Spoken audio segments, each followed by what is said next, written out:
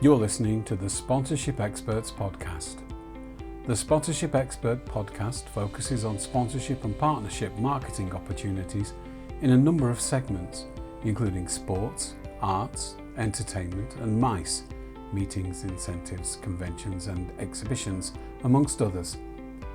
The monthly podcast is distributed in sync with the Sponsorship Experts popular newsletter, giving stakeholders an opportunity to learn about sponsorship opportunities in more detail.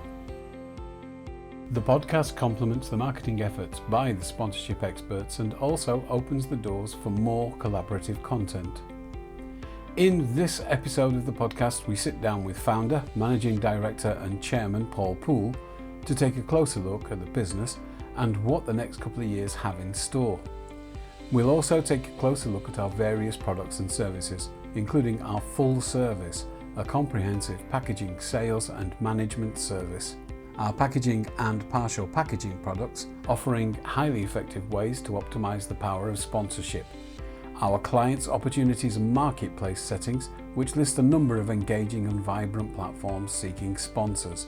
And our engagement and activation service, which helps brands truly utilize their sponsorship to meet marketing objectives.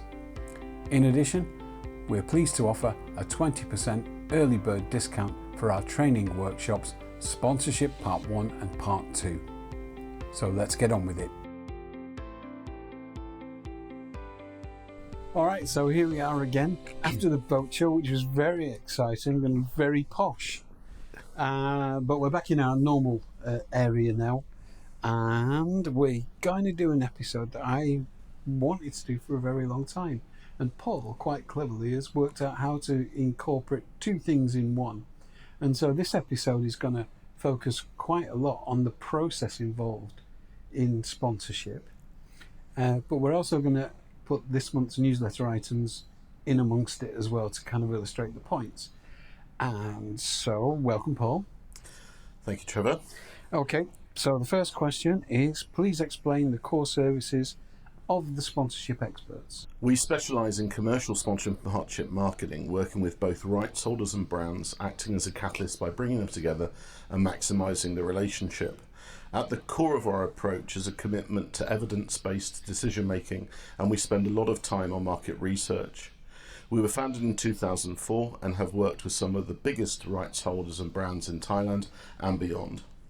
For rights holders, we offer a full service and packaging product, providing advice on packaging, sales, management and marketing communication programs. More specifically, we help rights holders understand why brands sponsor and partner, how to position sponsorship opportunities to attract sponsors and partners, and how to leverage sponsorship to improve the overall quality of the property.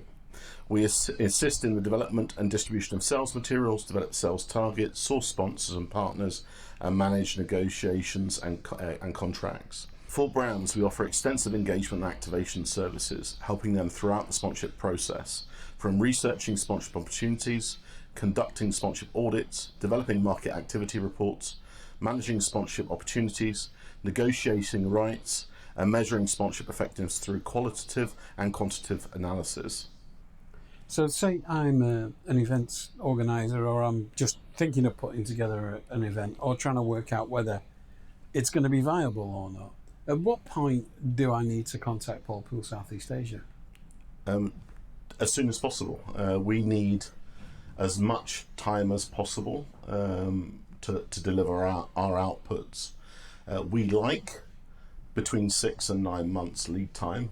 We like to stop selling sponsorship 3 months out from the event to give the sponsors more leverage and more opportunity to activate their sponsorship.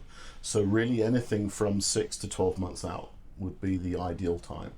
That makes sense given the first question and the answer to that, which was, some very specific detail about just the amount of tasks involved in this from the research onwards and the planning. Yeah. So look, if people listening to this want to know or want to remember all of this, most of this information is on the website. So that's a kind of static reference point of what we're going to go through today and what we've just been through. So if you want to understand how all of this works, then that's there as a reference point for you. If you'd like to get in touch with Paul Pool Southeast Asia Co Limited, you can email us on info@paulpool.co.th, or you can go to the website paulpool.co.th, or you can call us on +66 2622 0605 through to 7. So we're going to move on with the next question now. Do you offer any other related services? Yes, once per year we conduct 2 training workshops aimed at rights holders and brands respectively, helping them understand and practice all aspects of commercial sponsorship and partnership marketing. Okay, and when and where? Okay, so actually this is, I think, our 21st year. Every year we do it at the Como Metropolitan Bangkok in Bangkok Satun district, and always in September. This year the 9th and 10th of September for sponsorship part 1, and the 11th and 12th of September for sponsorship part 2. And right now we have a 20% early bird discount, and delegates can book directly on our website or via our ticketing partner Ticketmelon to sign up. From memory, these fill up quite quickly.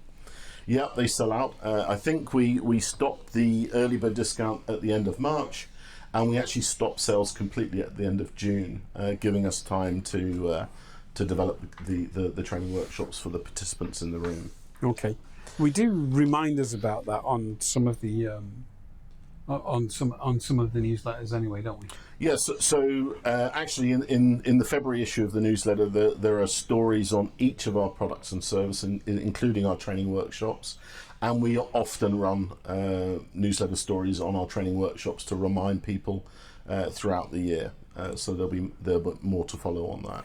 Okay, so we'll turn back now to the question. Sure. What are the services? I mean, we've done one. What are the rest? So in addition, we run Marketplace, a platform for rights holders to promote their commercial sponsorship and partnership opportunities in a forum frequented by influential decision makers and influencers in sponsorship, essentially a classified section. Furthermore, our subsidiary, Asia Sponsorship News, has been instrumental in the continued success of the sponsorship industry in Asia through its unrivaled data set of over 290,000 commercial sponsorship and partnership marketing deals in Asia, which has allowed sponsorship professionals to trade faster and more effectively in an environment of greater transparency. Lastly, we work with SportsCred, a social media sponsorship platform that offers clubs, sports organisations, agencies and brands a one-stop tool to monetize social media on a large scale. And again, there are stories in this month's newsletter, and also next month in March newsletter on ASN and SportsCred. Great. Yeah. Okay. So, and this question has probably got an endless answer because there's a lot. But who are your clients? Okay, well, we are lucky to work with a wide range of rights holders and brands covering many different sectors. Not only does this keep things fresh, but it also is a great way to see the broader picture and benefit from cross-sector experiences, lessons and insights. Our clients are currently made up of 80% sport-related properties and 20% non-sport-related properties. In the sports sectors, we cover a range of disciplines, including mass participation events like marathons and triathlons, as well as athletics, badminton, basketball, football, golf, martial arts, motorsports, table tennis, volleyball and yachting. We also work with the government bodies like the Sports Authority of Thailand. I think the thing that surprised me was that it's not just sports, because people think, sponsorship, and they think of the most obvious examples of it. Sure. But there's quite a wide range of other things. Can we go into that? Yeah, our non-sport clients include a variety of rights holders in the arts, entertainment and MICE, meetings, incentives, conventions and exhibition spaces. We target various levels of rights holders and offer services that suit those looking for a full package or those whose needs are more limited. For example, our full service offering is aimed at large rights holders in need of extensive packaging, sales, management, marketing, communication services. Our packaging product is aimed at rights holders with fewer management and marketing communication needs, and marketplaces target rights holders whose wish to simply promote their sponsorship opportunities in a highly relevant forum. Our target audiences are concentrated mainly in Thailand and the wider Southeast Asia. One natural question that I think most people have about this is, how do you measure success? Well, it really varies from client to client. We help our clients understand and leverage the market value of their assets. This includes an extensive sponsorship property evaluation, examining the full value of all the major sponsorship assets of their property. The sponsorship property evaluation can help rights holders position their sponsorship properties against competition, identify USPs, and help negotiate and realise the best price. I've got a two-part question here. Okay. The first part is, do you ever have clients who've underestimated or overestimated the value of their event property? Yeah, all the time. Right. All the time. I mean, I wonder how people arrive at what they think this is going to be worth. And I'm sure that, that's a big skill in what you do, right? Is getting them to the point where they understand the realistic value based on the massive data that you have and the years of experience you've had. Actually, at our entry level, so our partial packaging product, let's say, we price the opportunity, and that's based on our knowledge of the market and our knowledge of those sports or non-sports, and we're pretty close to a real number. But our sponsorship evaluation report, Spurs, give a real actual factual accurate value to those properties. And whenever we do a Spur, really it's only like 10-20% out of our gut feeling, because we know the marketplace so well. But when if you're selling something at $100,000, $50,000, the Spur's not necessary. But when you're selling sponsorship at $500,000, $1 million, then the Spur is really a useful tool. Great. All right, so let's dig down a bit more into the how success is measured. The sponsorship property evaluation identifies unique assets that can drive value, such as exterior exposure, on-site exposure, advertising, database marketing, CRM programs, media coverage, promotion and privileges, experiential marketing, hospitality, image association, internet, and publishing and collaterals. All assets are assigned a base value based on 3 criteria: media benchmarking, holding the asset up against current media rates; sponsorship benchmarking, holding the sponsorship property up against similar properties locally, nationally and internationally; and our 20 plus years experience in sponsorship sales, looking at the image of the property as a whole, the supply and demand affecting the availability of a specific type of asset, the nature, quality and impact of exposure, the degree of sponsorship clutter, and how exposure element integrates into the sponsorship package as a whole. Just a reminder that if you're not going to remember all of this, it is available on the website, this same information. So moving on to the next question. Sponsorship and partnership marketing is all about activation. So how do you help clients in that area? Okay, well, this is critically important because we're really big into activation. We always say that activation really makes the sponsorship work, and we work closely with our clients to maximize the power of commercial sponsorship and partnership marketing, and that includes advising them on how to best to activate their sponsorships. As we've seen time and time again, sponsorship is so much more than simply buying a title. It's about engaging the right audiences in the right way and measuring that effort. For example, we offer sponsorship audits and market activity reports and help clients exploit sponsorship through direct marketing, PR and advertising. We also use Performind, a scientific approach to selecting sponsorship criteria and sourcing a sponsorship that is best for the business brand's needs. So by activation, you mean that what they're going to do at the event, what their presence at the event is going to be. Yeah, so if you look at sponsorship as you're buying a series of rights, so for your sponsorship fee, you're getting a set series of rights depending on which position you have within the sponsorship. Activation is how you actually make the sponsorship your own.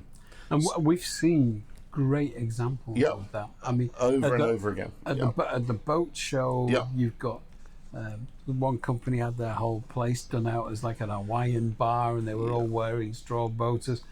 You don't forget that company. No, I mean, we work really very, very hard on activation because that activation is tailored to the brand. Right. So the rights that the brands are buying are the same rights depending on the level of investment, the level of tier. Yeah. But they're the same for all brands. It doesn't matter what the brands are. Okay, the brands have exclusivity, so they're not sat there with their competition, but they're all the same brands. I guess it's more of a challenge with some businesses than others. Example, a cigar company in Phuket had a cigar bar. Yeah, Of course they did. Yeah, I mean, you know, there are certain sponsors that you're experiencing their brand naturally through the event. So whether it's, you know, food and beverage, Yeah. Whether it's medical services at a sporting event, Right. You know, those things you're experiencing, or if you're flying on an airline down to an event, you know, so those things you're experiencing the brands directly. But activation is more than that. It's actually really engaging with fans. I think that's the key word, is engaging with your fans. So we've seen this time and time again, and actually all of the events we represent, you know, whether it's volleyball with Sponsor and MedPark.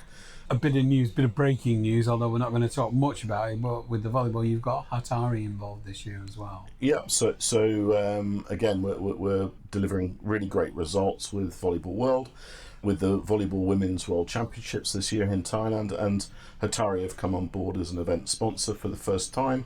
Hopefully, just like Sponsor and MedPark, they will stay with us into 2026 with the VNL when it returns to Thailand. Yeah. And we will be seeing lots of activation from Hatari as well, adding to the topic of activation.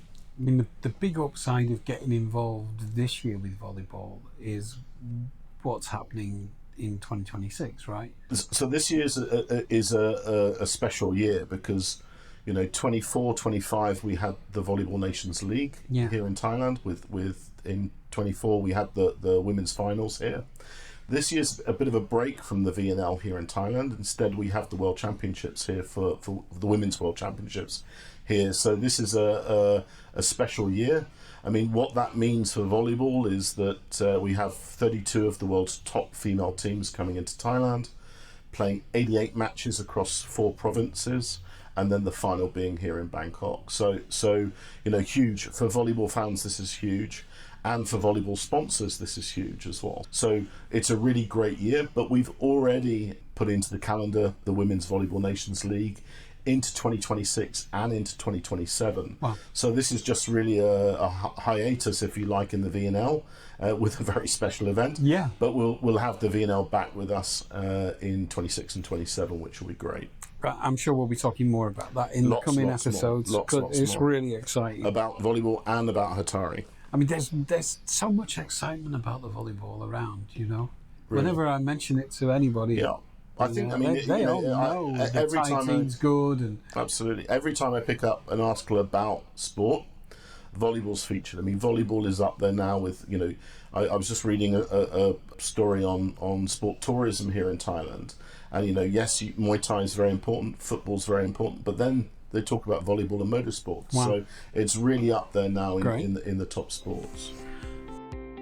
If you'd like to get in touch with Paulpool Southeast Asia Co Limited, you can email us on info@paulpool.co.th, or you can go to the website paulpool.co.th, or you can call us on +66 2622 0605 through to 7.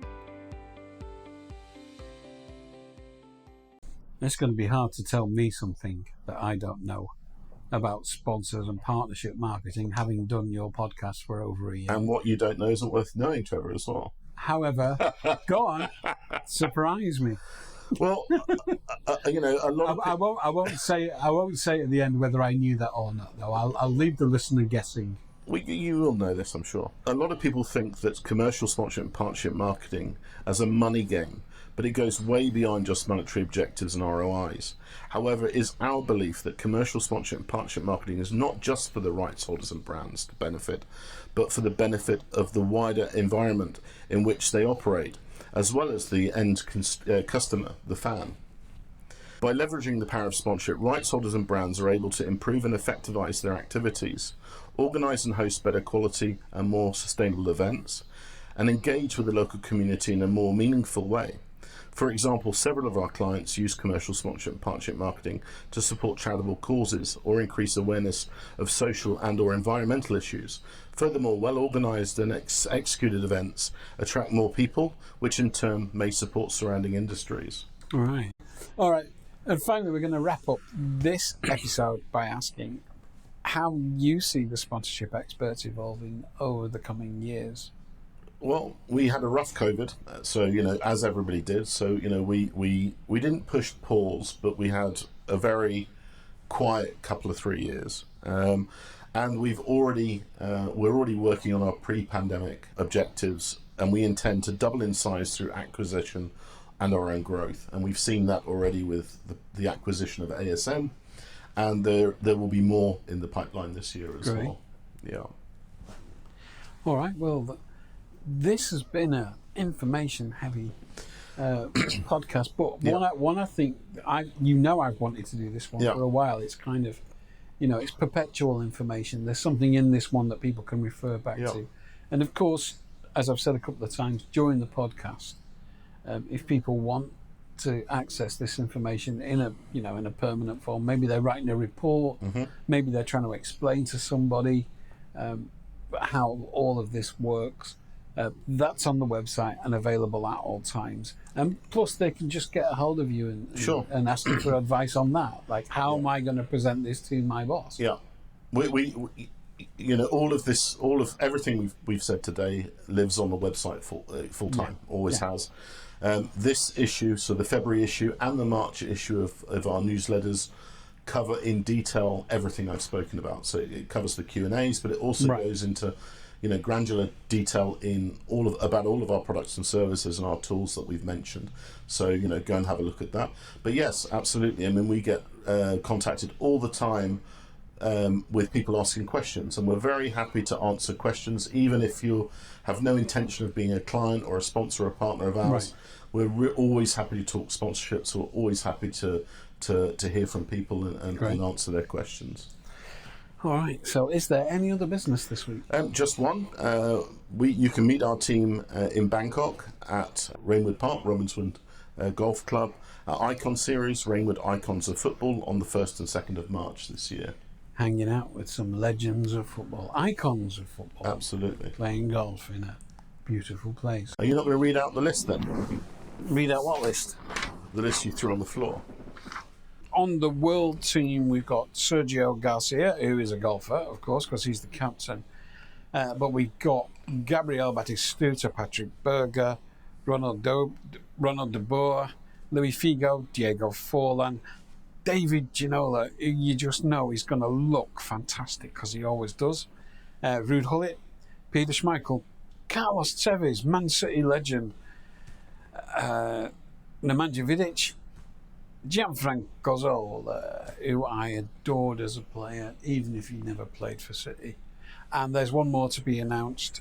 And on the England team, we've got Jimmy Bullard, Robbie Fowler, Joe Hart, who is now becoming one of the best pundits of the game, Paul Ince, who is adorable, I've met him before, Phil Jagielka, Jermaine Jenas, Phil Jones, Paul Scholes, Teddy Sheringham, or Teddy Sheddy, as I like to call him, John Terry, Theo Walcott, and one other icon to be announced. So that's some crowd to go and hang with up there. There are several packages available. You can there from just attending to watch. Yeah. Although there's a bit of banter between the players and the people watching, to full-on meet and greets, right? So there are tickets and hospitality packages still available, and they can be bought from our ticket partner, Ticketmelon. Great. So jump on their site and have a look what's on offer. Okay, that's not a bad dessert item for any other business, is it? Hey, I get to read some difficult names to say. That's why you're reading them.